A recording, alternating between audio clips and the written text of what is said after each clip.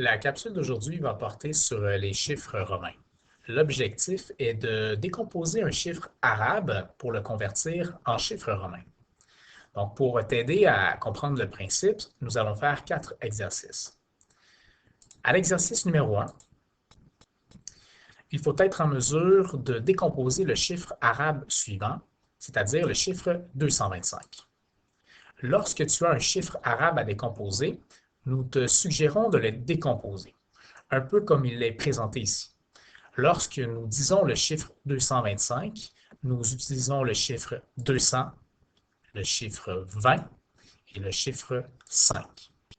Évidemment, pour être en mesure de connaître les chiffres romains pour chacun de ces chiffres, il te sera pertinent de consulter le tableau de ton journal de bord pour être en mesure de t'aider à bien décomposer les chiffres. Alors, par exemple, pour le chiffre 200, nous savons que le chiffre 100 est la lettre C. 200, c'est donc 2 fois la lettre C. Pour le chiffre 20, nous savons que la dizaine, le chiffre 10, c'est le chiffre X. Alors, comme c'est 20, nous allons mettre 2 fois X. Et maintenant, pour le 5, lorsque nous regardons dans notre tableau, nous voyons que le chiffre 5, en chiffre romain, c'est la lettre V.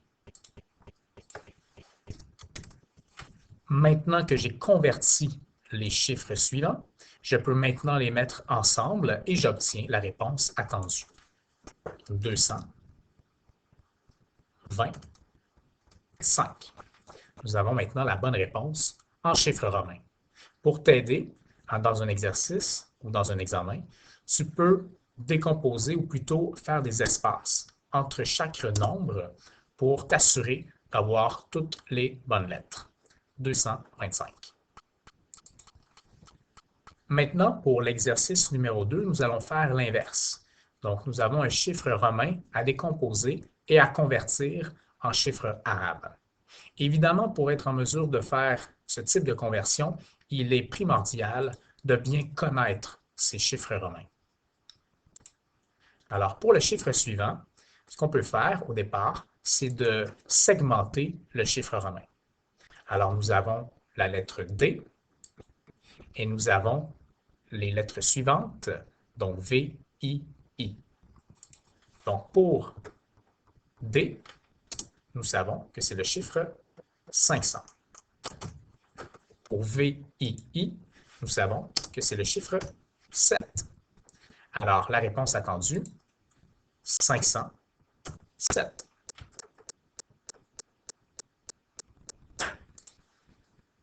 Pour l'exercice numéro 3, nous reprenons à nouveau un chiffre arabe à décomposer. Donc, le chiffre à décomposer et à convertir est le chiffre 499. Alors, on vient noter ici 499 et on décompose. On fait plutôt la conversion. Alors, le chiffre 400, si je regarde la table de conversion, le chiffre 400, c'est D. Donc, 500, D, moins 100, C. Alors, on vient ajouter ici CD. 90, même principe. 100, 100, la lettre C, moins 10, 90. Et maintenant, pour le chiffre 9, X pour 10, moins 1, I, IX, 9. 499. Alors, on peut maintenant noter la réponse attendue en chiffre romain. Donc, notre conversion, elle est exacte. Et maintenant, je peux rapprocher mes chiffres romains. Maintenant, pour le dernier exercice, numéro 4, donc un dernier chiffre romain à décomposer. Donc, nous avons DM, 4M, et nous avons aussi XL. Alors, pour les M, 4 fois, donc 4000. XL, 50 moins 10 fait 40. 50 pour le L et 10 pour le X, comme il est avant, on fait une soustraction. Alors, la réponse attendue, 4000 40. Alors, c'est de cette façon qu'il faut procéder pour être en mesure de décomposer et de convertir correctement un chiffre romain en chiffre arabe ou tout simplement l'inverse. Encore une fois, je te rappelle que pour être en mesure de faire ce genre d'exercice, il est primordial d'avoir bien complété ce tableau et évidemment de bien l'apprendre. Bon travail!